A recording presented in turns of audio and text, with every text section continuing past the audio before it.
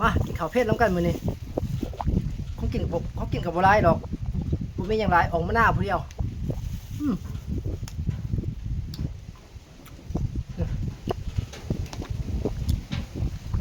มันก็ซ้ำกินผู้เดียวแหละ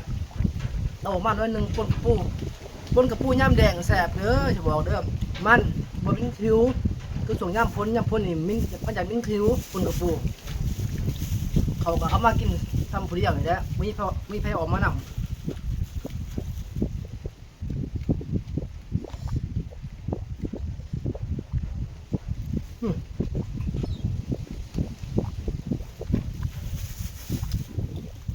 ขวดเป็นจิ้งหรีด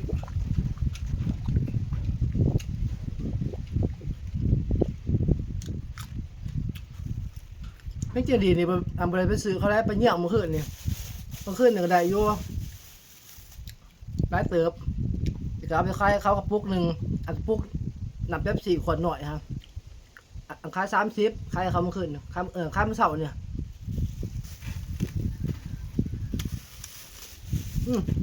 แสบเนาะกินข้าวอยู่เที่ยงหน้าแซ่บหนึ่งกินข้าวจะแซ่บเขานี่อาสิบอกกินแบบได้จากที่แซ่บหูบ่แต่ว่ากินข้าวกับยังจากที่แซ่บเป็นบ่ข้าวกับลาบซีนบ่กินข้าวกับอันซอยจุไปที่โมเมนต์